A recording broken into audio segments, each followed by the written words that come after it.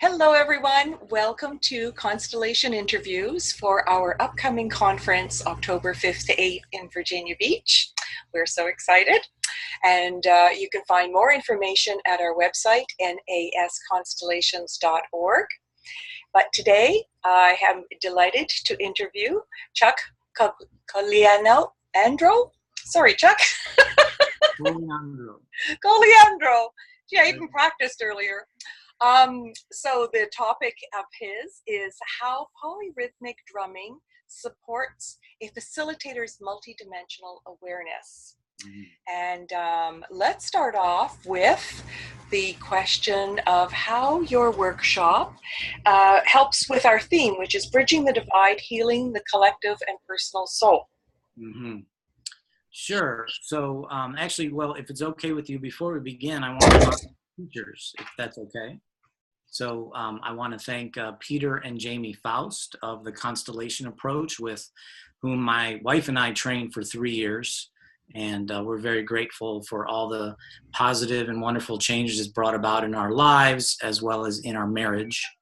And I also want to thank my teachers in West African music and culture, who are Brother Youssef Crowder, my first teacher, with whom I apprenticed for drumming as well as drum carving, Stone Montgomery, Mohammed Jabi, Mohammed DaCosta, Ali Kamara, and Fode Musa Kamara. They're my primary teachers. So it's always important to me to honor them and pay them respects and tell them that I thank them for having taught me, because it helps me be part of this stream of consciousness that we're all in.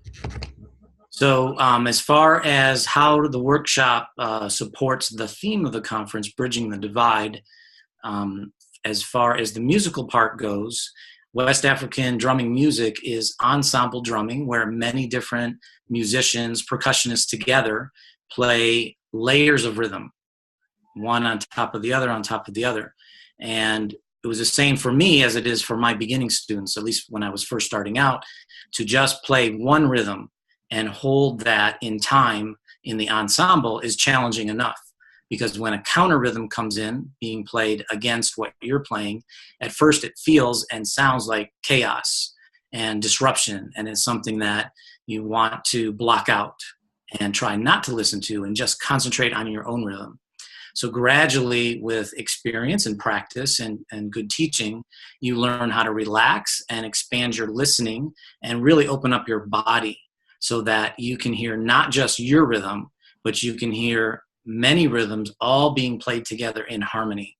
So it's not just, leave me alone, I'm just going to play my rhythm and make it be in time, but it is feeling how my rhythm is part of a much larger piece of music, and we're all contributing to the music together. So that's how it supports the idea of bridging the divide, from my rhythm to your rhythm being separate, to actually we're all creating this music together. So that's how the musical part of it supports the theme. And then as far as the facilitation and constellation themes, the bridging the divide is about how a facilitator in a constellation is, in an analogous way, holding all the different energy fields, the overlapping energy fields that spiral into a constellation from the ancestral dimension. So you have the energy field of, I guess I'm going into description of the workshop itself. I kind of have to go there maybe to describe how it supports the theme. Should I do that now? Absolutely. Keep going. You're doing well. Great. So Peter and Jamie were teachers at the Barbara Brennan School of Healing many years before I attended there.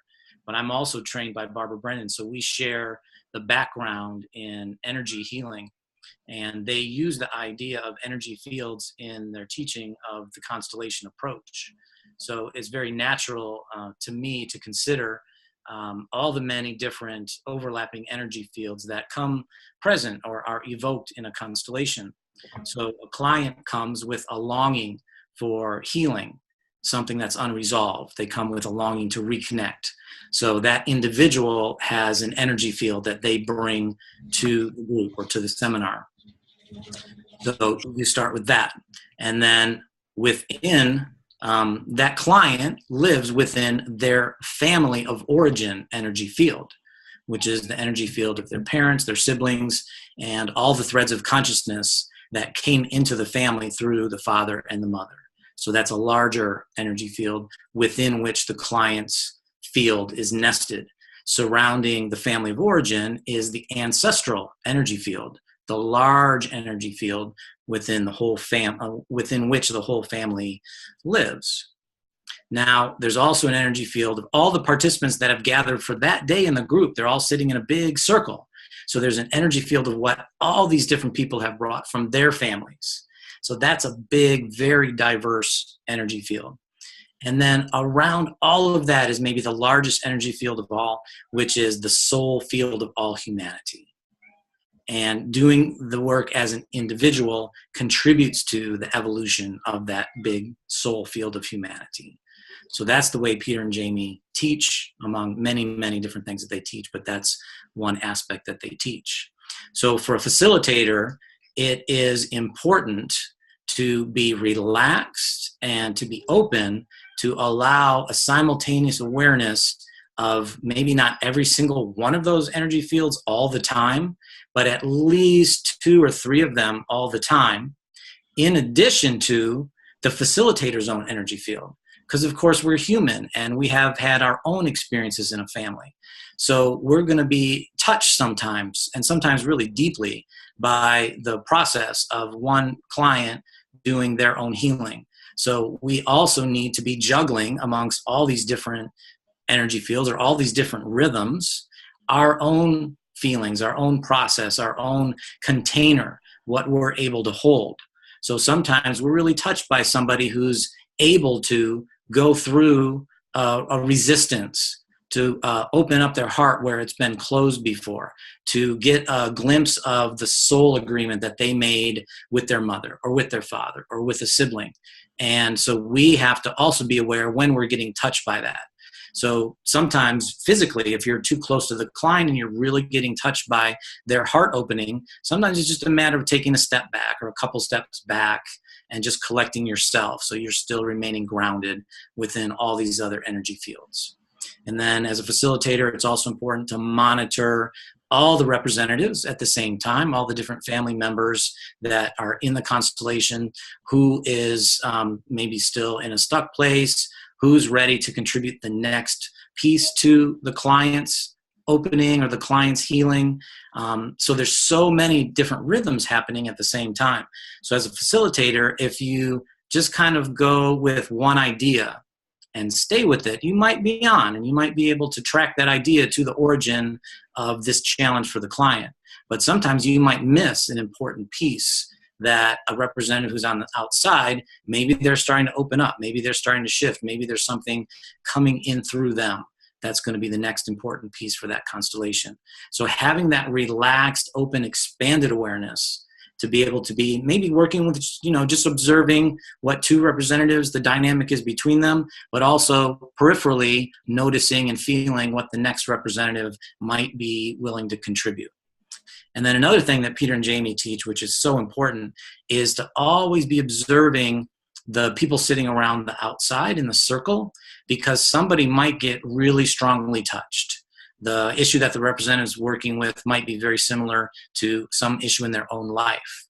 So if somebody's who's sitting, not even participating as a representative at the moment, but they're so connected that they're starting to open up, maybe their emotions are starting to flow, that can often be the next best person to invite to do the next constellation. And then there can be almost like a thread that moves through the whole day of the seminar, the whole day of the workshop. So as a facilitator, just to recapitulate all that, it's a really important skill that I'm always developing, and to be able to be in touch with and be able to sense and perceive and allow all these different energy fields to have their place, but also to inform me and speak to me so I can monitor them while I'm working with a client. Very nice. Wow. That's a wonderful description.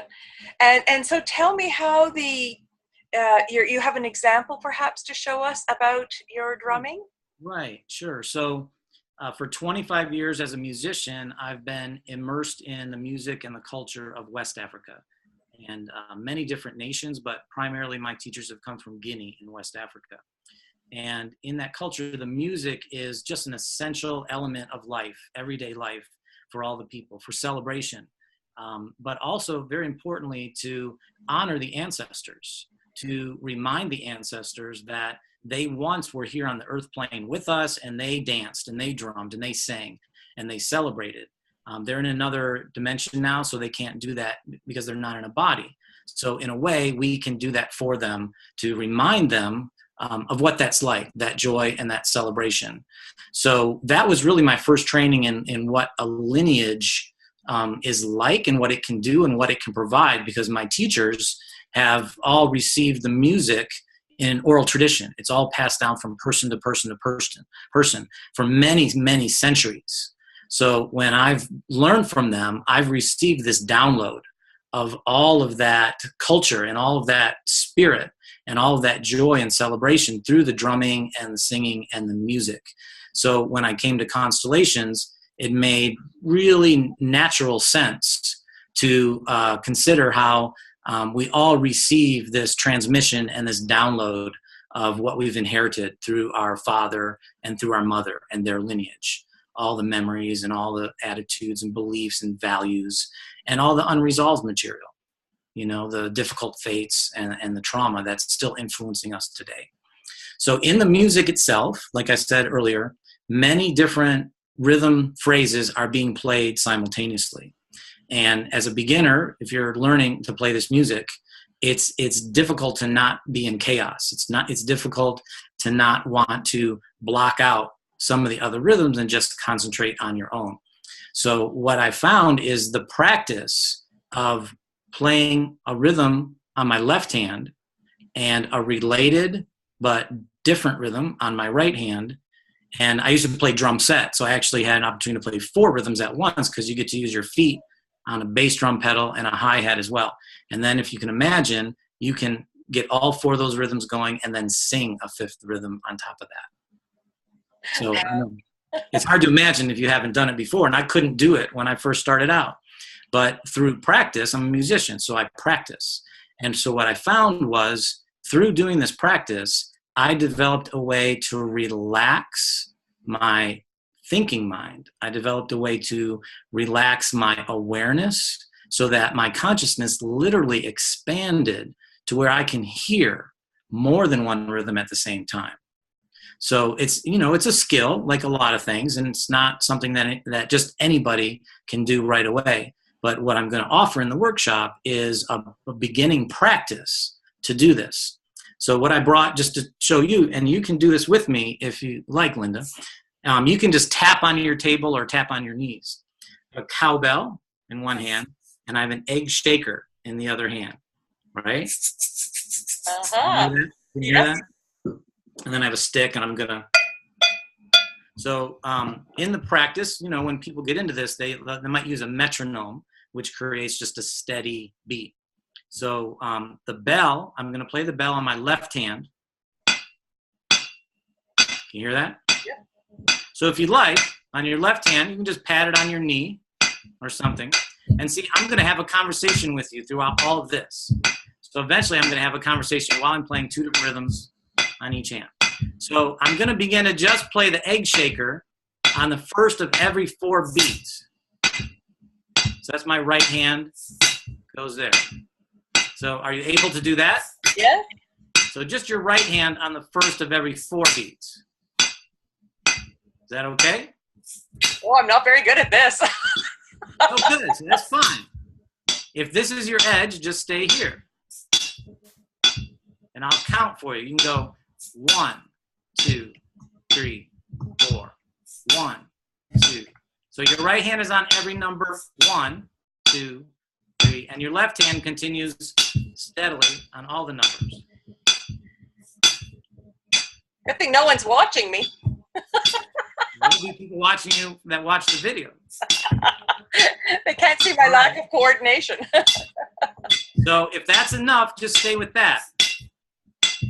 Now I'm going to bring in another shake on the egg, like this. So an extra shake, between the bell. So it might sound like this. 1, 2, 3, 4, and 1, 2, 3, 4, and 1, 2, 3, 4, and 1.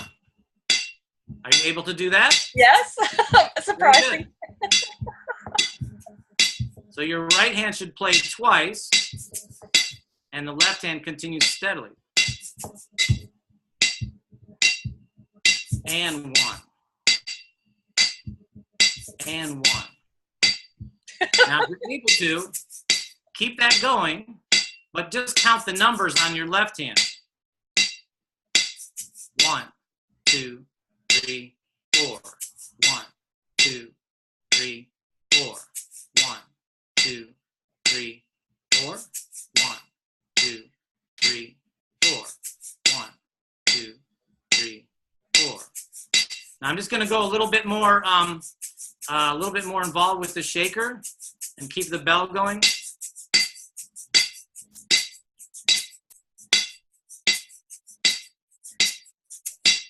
I hope everyone's trying this at home. All right.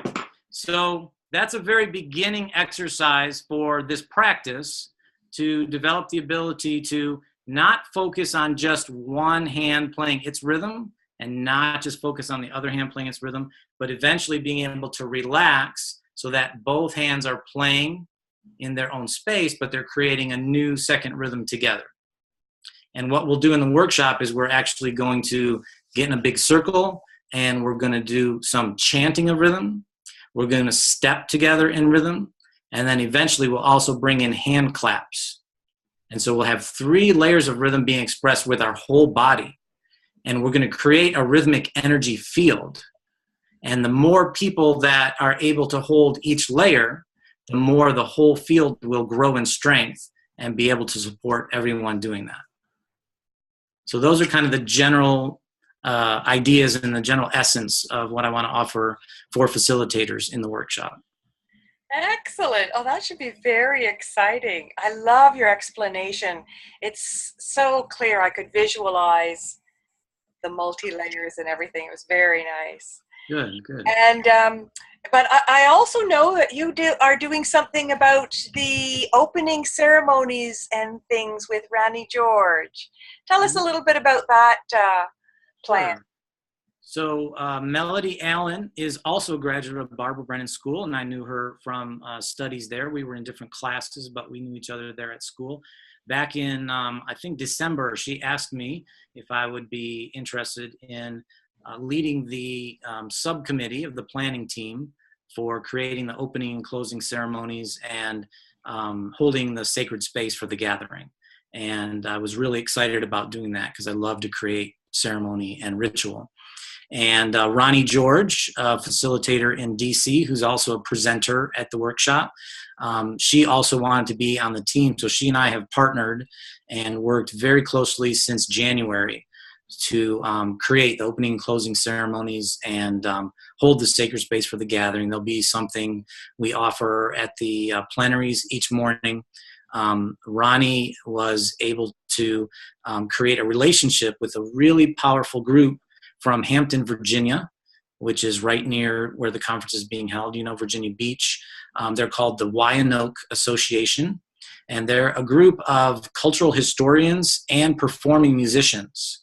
And what's really powerful about them is they all carry the heritage from both indigenous native people from the lands where we're meeting, and they also carry heritage of Africa. And they're descendants from the enslaved Africans who were first brought to the United States. Actually, the first enslaved Africans were brought onto the land at Hampton, Virginia, which is where they're based. So they're going to perform several songs and chants with percussion for the opening ceremony. They're going to honor us with a blessing for permission to be on this land to hold our gathering. And they're going to offer these songs and chants. And then we're going to honor them for being some of the original people, descendants of the original people that have lived on this land where we're meeting. Awesome. Oh my gosh, that's wonderful. How special. Yeah, we're really excited about it. Yeah, oh cool. Oh, this is very exciting. Oh, the conference is so much fun. So exciting. Yeah, you need a week after to kind of absorb everything. Oh, anything else, Chuck, that you can tell us that you want to add a few final words? I guess for all the participants, you're invited to bring a small family photo or some kind of meaningful object that might connect you to your family or your family lineage. And we're going to have ancestral altars that are going to be set up at the conference for everybody to contribute. So we all honor our ancestors together that way. And then on Saturday night, I think there's a dance. I'm not sure if there's a band or a DJ, but at the beginning of the dance, I'm going to lead a session of ancestral drumming. So everyone's invited to bring their own drums, percussion of any form. I'm going to have a few extra drums and extra percussion, and we will intentionally celebrate and honor all of our ancestors together with drumming and singing, and maybe people would like to dance as part of that as well. So that's another thing that I'm going to offer as part of honoring the ancestors and creating the sacred space for the conference. Excellent. Oh, thank you, Chuck. This has been very exciting. I really appreciate your time today. Well, thank you, Linda. I know you've done over 30 of these interviews, and I know it takes a lot of dedication and effort, and you've given a lot of time for it. So thank you for taking time to have me in an interview as well. I really appreciate it. I appreciate you too. All right, everybody, thank you very much for watching, and do check out our website, nasconstellations.org, for more information for our conference. If you haven't signed up, you're making a big error. Anyway, thanks very much for watching, and Chuck, have a great day, and everyone else have a great day. We'll see you soon at the conference. Bye for now.